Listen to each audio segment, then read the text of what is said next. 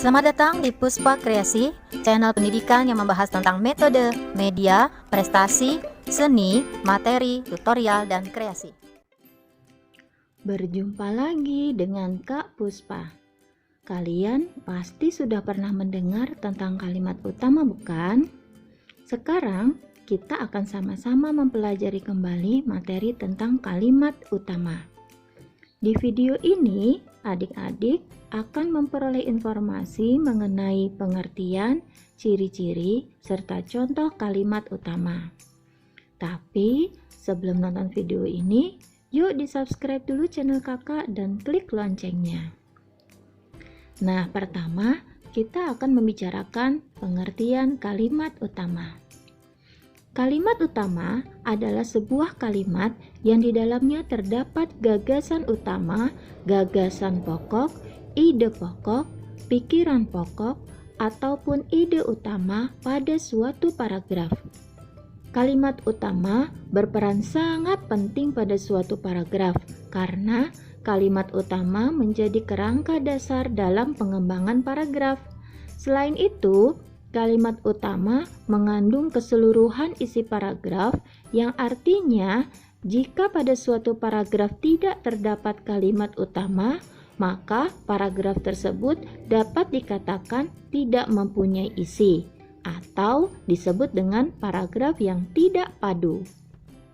Jadi, ingat ya, di kalimat utama itu terdapat gagasan utama, gagasan pokok, ide pokok, pikiran pokok, ide utama. Nah, kalimat utama juga merupakan kerangka dasar yang mengandung keseluruhan isi paragraf. Kalimat utama disebut juga dengan kalimat topik, yang berarti kalimat utama adalah kalimat yang dijadikan acuan dalam pengembangan paragraf.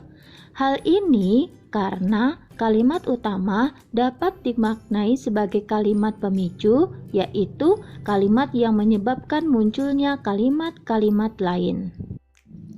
Kalimat utama dapat berada baik di awal, di tengah, di akhir, maupun campuran, yaitu di awal dan di akhir. Intinya, kalimat utama disebut juga kalimat topik karena menjadi acuan dan juga disebut kalimat pemicu karena menyebabkan munculnya kalimat-kalimat lain. Posisi kalimat utama bisa di awal, tengah, akhir, atau gabungan awal dan akhir paragraf.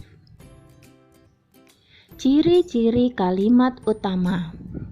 Sebelum kita membahas ciri-ciri kalimat utama, adik-adik tentu pernah mengalami kesulitan dalam menentukan kalimat utama, kan? Nah, ciri-ciri berikut akan membantu adik-adik dalam menentukan kalimat utama selain memahami maksud dari kalimat utama itu sendiri. Maksudnya, adik-adik bisa menentukan kalimat utama dari sebuah paragraf dengan dua cara, yaitu dengan melihat ciri-ciri pada kalimat di paragraf tersebut, dan yang kedua, memahami makna kalimat, bahwa kalimat utama itu berisi kerangka dasar dan menggambarkan keseluruhan isi paragraf. Dengan kata lain, kalimat utama adalah kalimat yang dijelaskan, sedangkan kalimat penjelas atau kalimat lain dalam paragraf tersebut merupakan kalimat yang menjelaskan kalimat utama menjadi informasi yang lebih rinci. Kalimat utama memiliki beberapa ciri antara lain. Yang pertama, kalimat utama harus dapat berdiri sendiri.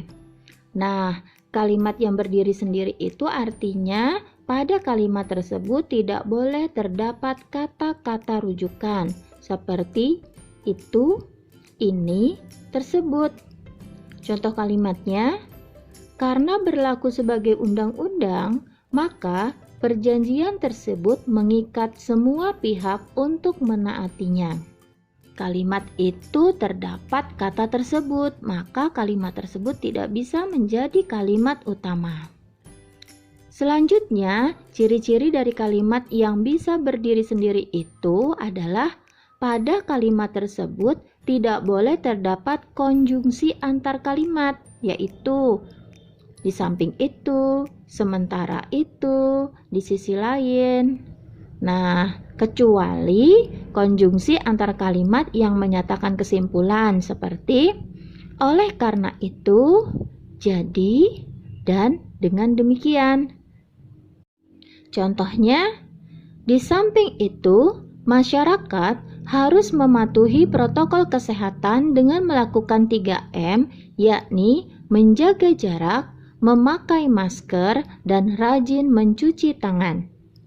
Kalimat tersebut diawali dengan kata di samping itu. Itu adalah konjungsi antar kalimat, maka kalimat tersebut tidak bisa menjadi kalimat utama. Ciri yang kedua adalah kalimat utama bermakna umum sehingga dapat diperjelas dengan keberadaan kalimat-kalimat penjelas. Nah, berikut adalah sebuah paragraf tentang kalimat utama. Ada 3 jenis gerhana matahari, yaitu gerhana matahari total, gerhana matahari sebagian, dan gerhana matahari cincin. Gerhana matahari total hanya terjadi di permukaan bumi yang terkena bayangan umbra bulan. Gerhana matahari total selalu diawali dan diakhiri oleh gerhana matahari sebagian. Gerhana matahari sebagian terjadi di permukaan bumi yang terkena bayangan penumbra bulan. Adapun gerhana matahari cincin terjadi di permukaan bumi yang terkena lanjutan bayang-bayang inti. Hal itu terjadi karena bulan berada pada titik terjauhnya dari bumi. Nah, kalimat utama paragraf tersebut adalah kalimat pertama yang menjelaskan bahwa ada 3 jenis gerhana matahari. Sedangkan kalimat selanjutnya menjelaskan lebih rinci masing-masing gerhana matahari tersebut. Ciri kalimat utama yang ketiga adalah kalimat utama yang di dalamnya terdapat kata adalah, merupakan, dan ialah pada umumnya berada di awal. Kalimat utama ini berisi permasalahan yang akan diperjelas dengan kalimat-kalimat selanjutnya. Contohnya, lingkungan merupakan salah satu sumber daya alam yang sangat besar artinya bagi makhluk hidup. Lingkungan merupakan karunia Tuhan yang tidak ternilai. Tanpa lingkungan tidak akan ada kehidupan. Nah, kalimat pertama paragraf tersebut merupakan kalimat utama.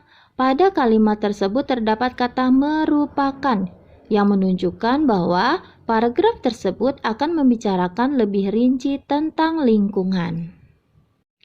Selain itu, kalimat utama dapat juga terletak di akhir yang biasanya ditandai dengan konjungsi antar kalimat, oleh karena itu, dengan demikian, ataupun jadi. Perhatikan contoh berikut ya. Pelaksanaan pembangunan nasional saat ini diikuti dengan meningkatnya masalah lingkungan seperti banjir, tanah longsor, kekeringan, dan kebakaran hutan. Hal ini disebabkan oleh ambisi manusia untuk memenuhi kebutuhan mereka tanpa memikirkan lebih jauh tentang kerusakan lingkungan. Oleh karena itu, diperlukan komitmen dan tanggung jawab masyarakat untuk menyelamatkan bumi sejak usia dini.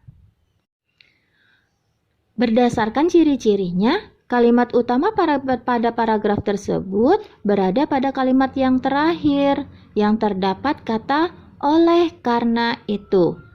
Ini artinya kalimat pertama dan kedua adalah kalimat penjelas yang menjelaskan kalimat terakhir. Urutan kalimat pada paragraf tersebut dapat kita ubah agar kita lebih yakin bahwa kalimat terakhir itu adalah kalimat utama paragraf tersebut, menjadi komitmen dan tanggung jawab masyarakat untuk menyelamatkan bumi sejak usia dini sangat diperlukan saat ini.